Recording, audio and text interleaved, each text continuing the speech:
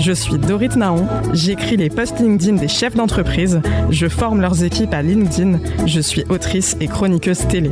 Dans ce podcast avec le magazine Management, je vous propose de recevoir chaque semaine des acteurs qui ont su répondre aux nouveaux défis du monde du travail. Remue Manage, le podcast qui secoue le monde du travail. Ils nous proposent entre autres des études et des sondages sur le monde du travail. Ils nous mettent devant des chiffres qui nous font réfléchir, réagir, débattre. C'est un institut de sondage et d'études. Et aujourd'hui, pour le représenter, nous avons leur directeur conseil pour le pôle études, management et RH. Bonjour Pierre-Étienne Bost. Bonjour Dorit. 44% des salariés sont en situation de détresse psychologique selon une de vos études. C'est près de la moitié des salariés, c'est énorme. Comment on en est arrivé là ? Je pense progressivement en fait, de manière assez presque sédimentaire. Alors ce 44%, c'est un peu un chiffre un peu agrégé d'une détresse un peu au sens global. Donc peut-être quand même un mot pour nuancer, il n'y a pas la moitié des gens qui sont vraiment très mal. Chacun peut se retrouver dans un sentiment de détresse psychologique presque quotidiennement. On a tous un état psychique qui est variable.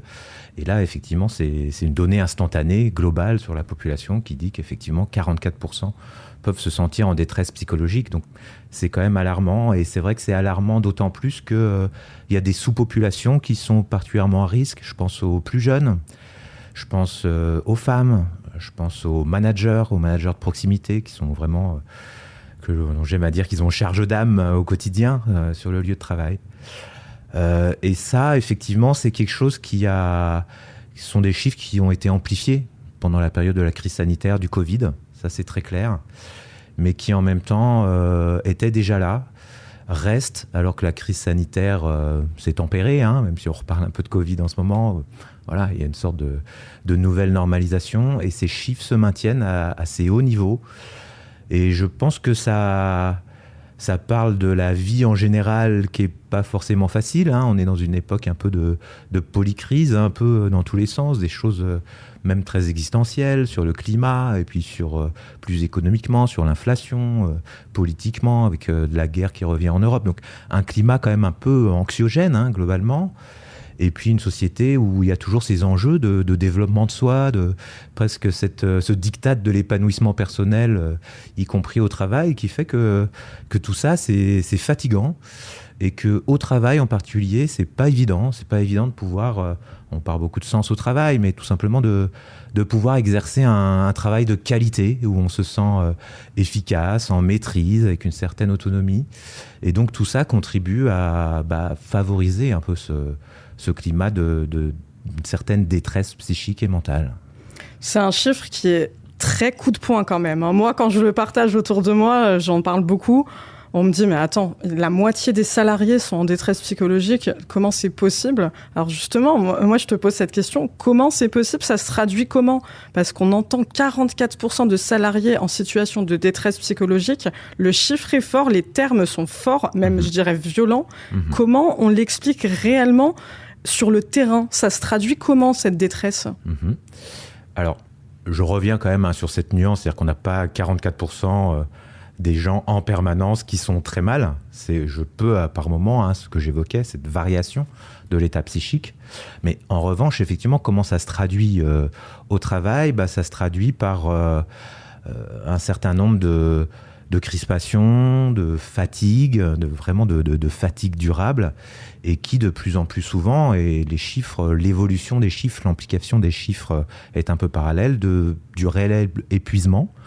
C'est vraiment une évolution du taux de burn-out qui a énormément évolué. Donc là, on n'est pas sur ces niveaux-là, mais quand on fait des enquêtes vraiment très précises sur les stades d'épuisement, on voit qu'on est à plus de 10% des gens au travail qui sont dans un état d'épuisement qui mériterait de s'arrêter, quoi, vraiment.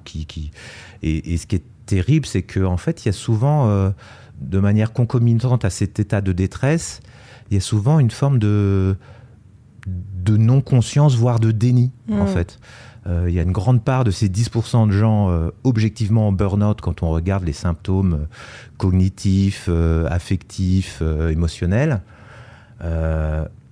qui qui vous disent non, moi je suis pas en surménage, ça va quoi. Donc ça va être ce genre d'éléments avec tout ce qu'on voit de fatigue, de forme de prise de recul, d'attitudes et de comportements qui vont évoluer, qui vont aller du retrait à au contraire de l'agressivité, et qui au final va se retrouver de manière très très tangible, très brute de fonderie sur de l'absentéisme. Il y a pas mal de chiffres sur l'absentéisme qui sont sortis ces derniers temps dans différentes enquêtes.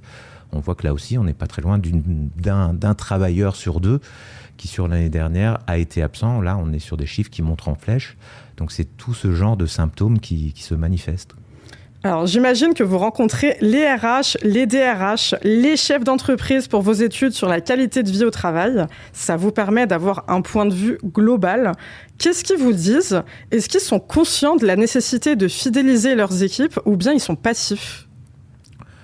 Alors, effectivement, j'ai la chance d'être très intégré à cet univers-là, alors avec ma casquette OpinionWay, puis parce que aussi je suis coach professionnel et dans l'accompagnement, donc il y a cette dimension on observe, on mesure et puis après on accompagne, qui donne vraiment 2 regards très complémentaires. Et non, je ne crois pas du tout qu'ils soient passifs. Je crois qu'il y a une préoccupation qui est très terre à terre, qui est aujourd'hui, qui a quand même un niveau de tension sur le marché du travail qui depuis 18 mois, malgré ce contexte de crise qu'on évoquait, est plutôt favorable finalement aux travailleurs, pour le dire de manière simple, qu'aux entreprises et aux employeurs. Donc il y a des vrais enjeux et d'attractivité et de fidélisation qui se font sentir dans énormément de filières, dans énormément d'entreprises. Donc les DRH en première ligne sont très conscients de l'enjeu.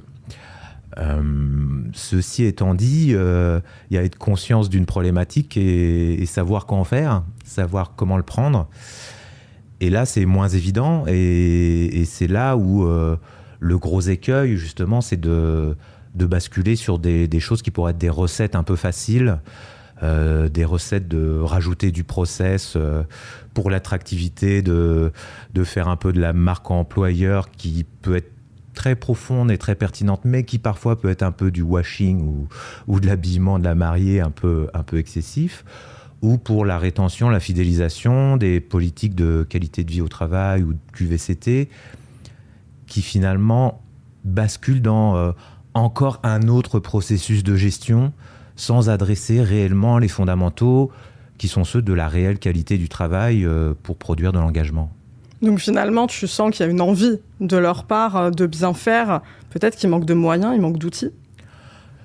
Ouais, je pense que c'est pas évident. Je pense qu'il y a un problème de moyens, il y a un problème de conscience partagée aussi au sein des instances dirigeantes des entreprises.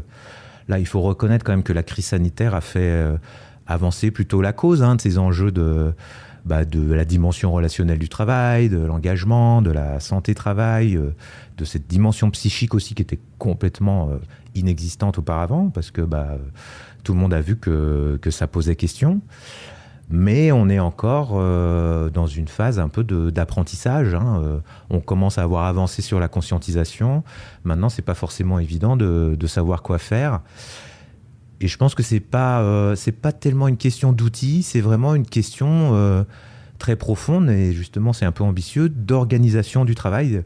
C'est pas pour rien que l'évolution sémantique des choses est toujours intéressante. On parlait de QVT auparavant, qualité de vie au travail, et puis les instances comme l'ANACT, l'Agence nationale d'accompagnement des conditions de travail, a beaucoup milité, et avec les représentants des syndicats, des représentations du personnel, pour parler de QVCT.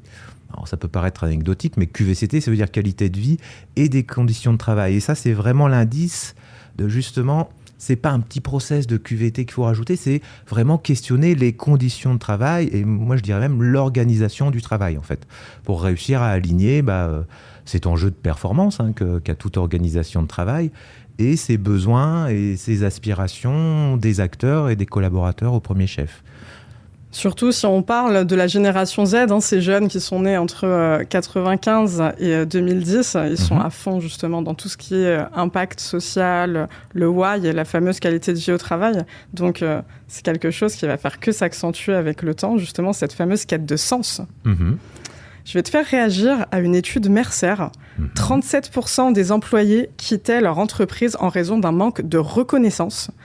Hays a fait le même constat en 2021. Ils ont interrogé 17 000 professionnels en France et 44% des personnes avaient déjà démissionné en raison d'un manque de reconnaissance au travail. Et 60% des employés en France estiment que leur travail n'est pas suffisamment reconnu. Est-ce qu'il part de là le désengagement d'une absence de confiance et de reconnaissance managériale ? Alors là, je crois qu'on touche justement au cœur quand on parlait de l'organisation du travail. Cet élément de la reconnaissance est assez fondamental. Et ce qui est fondamental, c'est de comprendre à quel point c'est une notion complexe en réalité. Très souvent, des dirigeants vont faire très vite une équivalence entre reconnaissance et rémunération, package, compensation, etc. La reconnaissance, elle est évidemment beaucoup plus complexe que ça, à beaucoup de niveaux différents. Et ça rejoint cette notion de pouvoir exercer un travail de qualité, c'est-à-dire de pouvoir se reconnaître soi-même dans le travail qu'on fait, qui correspond à quelque chose dont on peut être fier. Et puis après, il y a cette reconnaissance qui est plutôt relationnelle. Est-ce que vis-à-vis de mes pairs, voilà, je peux sentir une forme de reconnaissance, de voir que je suis vu et apprécié. Et puis évidemment, à travers la ligne managériale, il y a la reconnaissance, je vais dire presque institutionnelle, de l'organisation à laquelle je fais partie. Et tout ça, c'est beaucoup de dimensions de psychologie sociale, en fait, avec pas que justement des aspects sonnants et trébuchants, même si c'est un élément, je dirais, de base. Hein. Là aussi, toutes les enquêtes disent que pour choisir un job, pour savoir si on reste ou pas, il y a toujours cet élément qui, encore une fois, j'appelle ça le contrat de base, qui est est-ce que j'ai une juste rémunération ? Donc ça, c'est important. Mais derrière, on voit effectivement ces aspects de culture de l'organisation, d'appréciation du management. Donc tous ces aspects qui se jouent dans le quotidien au travail, comme je l'évoquais, un petit peu dans toutes les directions. Et là, on touche vraiment justement au cœur de, quand on parlait de quels outils, quels moyens pour améliorer la situation, la reconnaissance est un sujet vraiment au cœur. Et justement, avec la reconnaissance, on touche un grand sujet, c'est l'intelligence émotionnelle du dirigeant. Et finalement, c'est ça aussi le cœur du management. Le management productif, c'est un dirigeant qui est capable de reconnaître les compétences, de valoriser le potentiel, et donc finalement d'avoir cet aspect reconnaissance dont on parle. Est-ce que justement l'intelligence émotionnelle, pour toi, c'est fondamental pour lutter contre le désengagement ? Ouais, alors il faudrait préciser ce qu'on met dans l'intelligence émotionnelle. Peut-être qu'on peut élargir ça. C'est l'aspect vraiment arriver à valoriser, à reconnaître les compétences et à, je dirais, faire preuve d'empathie, avoir cet aspect vraiment humain dans son management. Exactement, et on peut même peut-être l'élargir à une notion d'intelligence relationnelle en fait, puisque toi tu parles de management, moi j'aurais presque tendance à dire que quand on est manager au sens hiérarchique du terme, hein, c'est-à-dire qu'on a des gens qui vous rapportent, qu'on a cette responsabilité-là, c'est vraiment une notion de leadership. Et ça fait un peu jeu sémantique, mais c'est intéressant de se dire, le management, on manage des choses, on manage des outils, on manage des process, on manage un compte de résultats, mais les gens... Il y a une notion de lead, hein. C'est là où la langue française qui est si riche parfois peut pas faire la différence. C'est-à-dire il y a tout cet enjeu, on accompagne la relation avec eux. Hein. Et ça, c'est très spécial. Et c'est vrai qu'en France, ça peut être un enjeu. Ça peut être un enjeu dans beaucoup d'organisations. On n'est pas forcément dans une tradition du travail où cette dimension de leadership, la preuve, on n'a pas de mots d'organisationnel en français pour exprimer cette différence. On n'est pas dans un pays où c'est vraiment valorisé, même dans la formation des futurs dirigeants, peut-être parce que beaucoup de formations restent autour de l'expertise technique, hein, dans la plupart des organisations. Tout d'un coup, on devient manager parce qu'on a fait ses preuves dans sa compétence technique dans un domaine, et puis tout d'un coup, maintenant, tu vas devenir manager, et puis du jour au lendemain, on imagine que ça va se faire comme ça. Non, ça devient c'est un autre métier, c'est presque un deuxième métier. Et comme tout métier, il y a un enjeu d'apprentissage. Et ça s'apprend à la fois par des connaissances, mais aussi par l'expérience, par le faire. Et ça, effectivement, il y a beaucoup d'organisations qui ont un énorme déficit de l'apprentissage et de l'enseignement de la compétence managériale.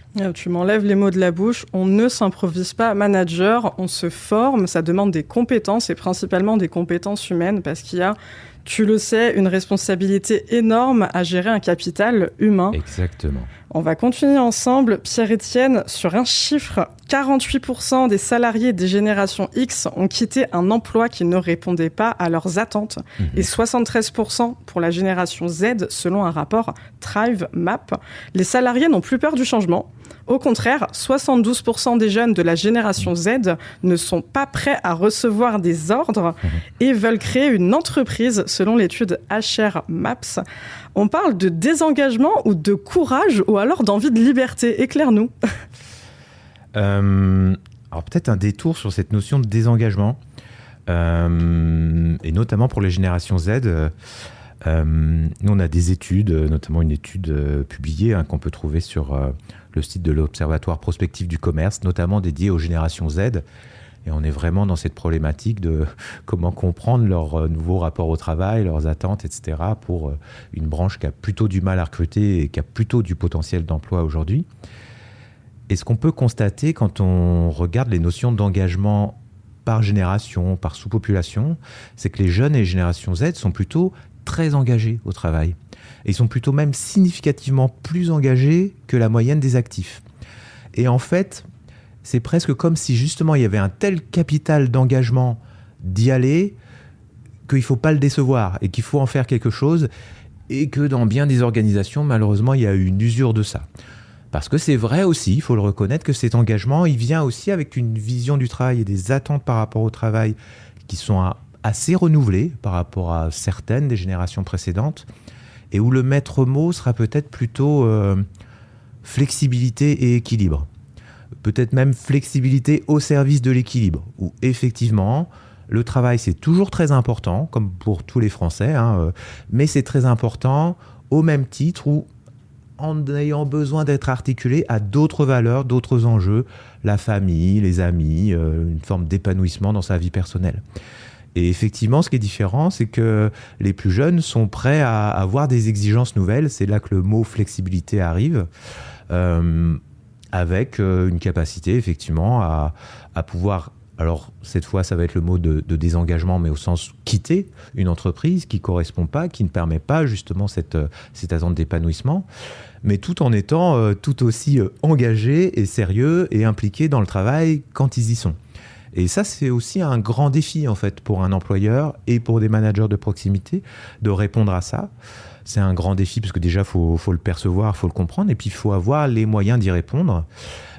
Mais là où il y a moyen de se rejoindre, c'est ce que j'évoquais, c'est ce potentiel d'engagement, de vouloir y aller et de se réaliser quand même dans le travail chez la plupart des jeunes de la génération Z, qui fait que c'est pas des exigences à sens unique. On voit dans nos enquêtes que il y a besoin de flexibilité, de pouvoir préserver la vie perso, mais pour autant, je suis prêt à envisager des horaires plus flexibles. Je suis prêt à envisager de travailler, pourquoi pas, certains jours de week-end et de compenser. Donc c'est plutôt, on revient à cette idée de défi, mais passionnant aussi, de réinventer des conditions et une organisation du travail. C'est passionnant parce que, comme tu le dis si bien, le monde du travail évolue et le CDI doit se réinventer finalement en permanence pour continuer à séduire de nouveau. Est-ce que le modèle du CDI est complètement à repenser d'ailleurs ? Ça dépend ce qu'on met derrière le modèle. Je pense que on va pas faire du droit social ou du droit des contrats ici. Je pense que ce qui est intéressant, c'est de voir quel est de quoi est investi le CDI. Aujourd'hui, le CDI, c'est plutôt synonyme de sécurité, d'engagement dans le temps, etc. Et ce qui est intéressant, c'est que c'est quand même quelque chose qui fait toujours rêver. Je parlais tout à l'heure d'équilibre. Et puis comme on a tous dans nos vies, devoir faire tenir des choses contradictoires ensemble, on s'aperçoit que le modèle du CDI, ça reste quelque chose qui plaît, quoi, qui fait rêver même les générations Z. Parce qu'il y a cet enjeu de vouloir être libre, Mais en même temps, cette obligation d'avoir une certaine sécurité, quoi, hein, de boucler aussi les fins de mois, d'avoir un peu de visibilité, de limiter l'incertitude qui est partout, comme on l'évoquait dans notre monde aujourd'hui. Donc, je suis pas sûr que le CDI soit réinventé en tant que contrat avec cette notion, d'ailleurs, qui est très libre, hein, de durée indéfinie. C'est-à-dire que ça peut s'arrêter du jour au lendemain. Enfin, toute notion de préavis mise de côté, et que dans le fond, dans ce cadre que ça donne, ça correspond pas mal finalement aux attentes, y compris des jeunes générations. Tout l'enjeu, c'est qu'est-ce qu'on met autour, à quel travail réel ça va correspondre. Et on revient à ce qu'on évoquait, quelles conditions de travail vont abriter ce CDI en fait. C'est très intéressant ce que tu dis. Est-ce que vous avez sorti des études avec OpinionWay qui prouvent que le CDI fait encore rêver les jeunes? Parce que moi, j'ai relayé une étude de Nice Matin, le journal Nice Matin, qui prouvait justement que le CDI ne faisait plus rêver les jeunes. Ils avaient sorti 45% de jeunes de la génération Z qui justement rêvaient plutôt d'entrepreneuriat ou en tout cas d'un modèle de CDI totalement réinventé, qui partait sur la base de ce que tu disais, beaucoup de flexibilité, beaucoup de liberté, beaucoup de télétravail, beaucoup de modèles hybrides aussi, un mi-salarié, mi-entrepreneur. Ouais.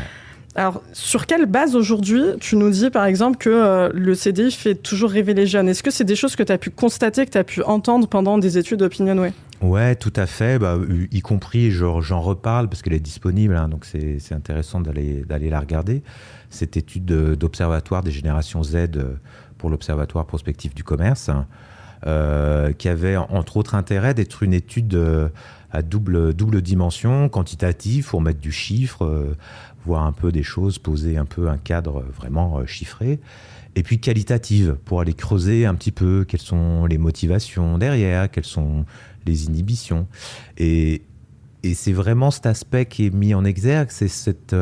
je parlais de tenir des choses contradictoires tout à l'heure, hein, c'est très jungien, qui est vraiment entre aspiration à la liberté, mais besoin, aspiration à une certaine sécurité. Et on le voit effectivement dans nos enquêtes, on peut voir ça quand on demande ce serait quoi une aspiration de mode de travail de manière un peu indéfinie. On a presque aujourd'hui 3 tiers, un tiers qui nous dit je serais bien quand même dans le salariat classique, un tiers qui dit je ferais bien quand même vraiment de l'entrepreneuriat pur et dur, et puis un tiers qui dirait j'atteindrais bien entre les deux, quoi, si c'était possible. Et donc, en fait, c'est là où on voit que ça redevient cohérent avec le fait que le CDI, avec cette dimension de sécurité, ça peut être attirant pour les 2 tiers de mes 3 tiers, mais avec des conditions temporelles, des conditions d'organisation du travail, etc. Donc, en fait, ce qu'on voit aussi dans beaucoup de nos enquêtes, et c'est pour ça que c'est passionnant, c'est que il y a beaucoup de complexité, hein. Dès qu'on touche à l'humain et au rapport au travail, il y a beaucoup de complexité, et que faut voir un peu ces contradictions qui sont pas forcément des incohérences en fait parfois, et ça retombe pour reboucler à pourquoi aussi ces pauvres dirigeants et ces pauvres DRH ils ont pas facile comme diraient les Belges. Pas mal. C'est super intéressant d'avoir un autre spectre, parce qu'effectivement, on est beaucoup dans ce mindset de le CDI ne fait plus rêver. D'ailleurs, mot pour mot, c'est ce qu'avait titré Nice Matin en une, le CDI ne fait plus rêver les jeunes. Donc d'avoir ta vision, notamment cette étude qui contrebalance, ça désacralise un petit peu cette idée que le salariat, finalement, c'est un petit peu la loose en 2023, et c'est la mode d'être entrepreneur. Je suis entrepreneur moi-même, mais c'est beaucoup de charge mentale. On peut pas non plus se permettre de descendre l'un et d'encenser l'autre, hein. Il faut respecter qu'il y a des rythmes différents, des envies différentes de chaque personne dans chacun. Et effectivement, moi, je trouve que ton discours donne espoir aux personnes qui, aujourd'hui, veulent encore être salariés, et il y en a qui se retrouvent totalement au modèle salarial, qui ne se verraient pas entrepreneurs. Il faut le respecter.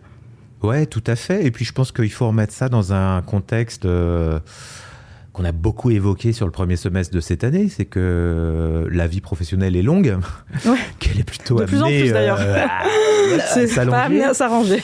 Et que il y a cette notion de temporalité, c'est-à-dire qu'on peut être en affinité avec un modèle de travail à un moment, et puis avec un autre un peu plus tard, et puis revenir encore. Enfin, tu vois, cet échange qu'on a focalisé sur les générations Z, on pourrait avoir le parallèle sur justement plutôt les seniors, où on pourrait voir aussi qu'il y a ces contradictions de sécurité, de se dire est-ce que je peux retrouver du boulot si je quitte un salariat, un CDI, et de l'aspiration à être dans quelque chose de plus flexible aussi, où il y a beaucoup d'enjeux de sens et qui pourraient être vers des choses plutôt de transmission, de mentorat, qui pourraient prendre des formes justement plus entrepreneuriales aussi. Donc garder aussi cette notion de temporalité à la fois sociale et individuelle, c'est important aussi, y compris pour les employeurs dans cette réflexion sur il n'y a plus un modèle de type de contrat pour toutes les populations, quel que soit leur âge, etc. Il y a cet enjeu de comment, dans cette organisation du travail, mais aussi du cadre qu'on apporte à ses collaborateurs, de créer cette flexibilité-là, quoi, tout en restant évidemment quelque chose de gérable financièrement, légalement, etc. Donc c'est des gros défis, mais qui en même temps sont passionnants. C'est challengeant. Exactement. Emmanuelle Joseph Dailly a écrit « Développer l'engagement de vos collaborateurs » aux éditions Erol. Elle pointe du doigt les raisons du désengagement selon elle. Et c'est une mauvaise répartition du travail, une charge de travail imprévue ou encore une nouvelle organisation mal gérée. Pour elle, c'est autant de facteurs de risque de désengagement du collaborateur. Est-ce que ça te paraît collé à la réalité ? Ouais, tout à fait. Il y a beaucoup de raisons qui poussent au désengagement. Nous, on mesure régulièrement l'engagement des collaborateurs. Alors, c'est vrai que c'est une notion tellement polysémique que c'est pas évident. On peut parfois la complexifier ou s'y perdre. Nous, comme on est des gens pragmatiques, parce qu'il faut pouvoir mesurer à la fin, on aime bien regarder une dimension finalement d'état d'esprit articulée à une dimension de comportement. Et donc l'état d'esprit, ça va être un niveau de motivation, un niveau d'enthousiasme, un niveau de fierté. Et puis les comportements, ça va être est-ce que je suis capable d'en faire un peu plus que mon rôle quand c'est nécessaire ? Est-ce que je suis proactif ? Est-ce que je recommande mon employeur, etc. Et donc, effectivement, il y a plein de choses qui peuvent venir entamer ça. Et là, je pense qu'il faut avoir une vision quand même assez globale des choses. C'est-à-dire qu'il faut avoir la vision toujours articulée de l'individu et de son environnement, et même de ses environnements. C'est-à-dire qu'il y a des gens, psychiquement, en termes de personnalité, ils vont avoir tendance à être engagés de toute manière. D'autres moins. Et puis le premier cercle d'environnement, c'est l'environnement de travail. On a parlé tout à l'heure de ces enjeux de qualité du travail, que le travail soit possible en fait. Moi j'aime beaucoup cette notion de Yves Clos, le grand psychologue du travail, sur le travail empêché. Ce qui crée le désengagement, c'est pas le travail lui-même, c'est le travail empêché. C'est ce qu'on ne peut pas faire, le fait de ne pas pouvoir aller au bout, de ne pas pouvoir s'exprimer, de ne pas pouvoir y mettre de soi dans son travail. Et ça, c'est quelque chose qui se joue dans ce premier environnement du travail. Et puis, il faut quand même reconnaître qu'on est des animaux sociaux et qu'il y a l'environnement plus large et que parfois les causes de désengagement, elles peuvent venir de ce qui se passe ailleurs. On est pas mal animé aussi chez Opinionway et dans ma pratique d'accompagnement par les enjeux de santé en général et de santé mentale. Dans quelques semaines, on présentera avec le Psychodon les résultats de la nouvelle enquête justement sur la santé mentale des travailleurs. Donc je pense que le désengagement, et l'engagement, c'est les deux faces. C'est une notion très polysémique où effectivement, il faut la regarder très globalement. Si on la regarde que sur l'individu, on va rater plein de choses. Si on la regarde que sur ce qui se passe au travail, on va rater des choses aussi. Donc c'est ça qui est important en fait.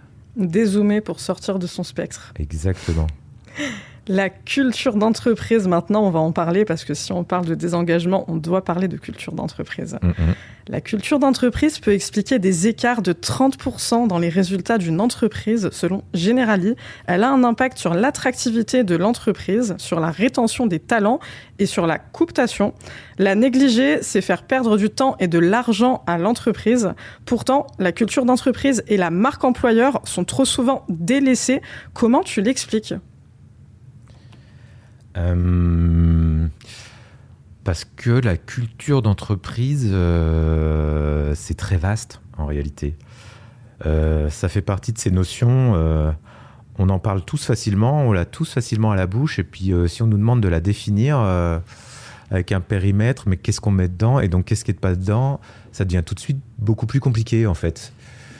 Et que la culture d'entreprise, en fait, ça va embrasser beaucoup de ce dont on parle depuis tout à l'heure, c'est-à-dire beaucoup de l'identité de l'entreprise, son activité déjà, parce que ça marque. Si vous êtes dans une activité très industrielle, très concrète, très technique, que vous êtes dans le tertiaire, dans la prestation intellectuelle, ça marque la culture d'entreprise.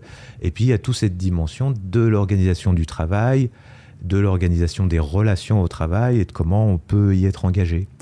Donc c'est un très vaste sujet qui, comme toutes ces notions très polysémiques, peut résister un peu à l'appréhension et à...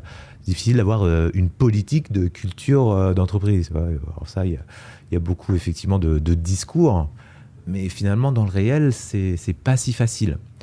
Alors après, une fois qu'on a dit ça, on peut quand même distinguer des grands types de culture d'entreprise. Et on peut constater qu'il y en a qui sont plus ou moins propices à l'engagement, à la rétention, etc. que d'autres. Si on prend par exemple ce qu'on voit dans certaines de nos études, et là je peux orienter vers une autre étude publiée récemment par Opinionway en collaboration avec l'agence de communication Lonsdale qui s'occupe justement de ces enjeux de marque, y compris de marque employeur. On a distingué 3 types de culture d'entreprise. Une plutôt directive, une plutôt participative, où il y a déjà capacité à faire un peu partie de décisions à un certain niveau, et une plus collaborative, où là, il y a vraiment une circularité, une vraie implication des collaborateurs dans la manière dont le travail est défini et l'activité est menée.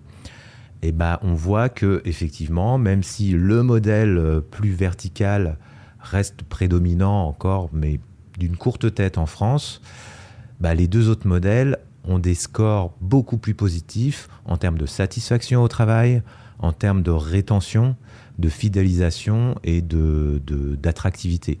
Donc voilà, je te fais un peu une réponse de Normand en disant d'un côté, la culture, c'est pas facile, et en même temps, c'est clé. Mais c'est clé parce que justement, ça embrasse toutes ces notions qui vont de l'activité à la relation au travail. Et c'est toujours plus précis et parlant quand c'est sourcé, donc merci de nous abreuver des études Opinionway.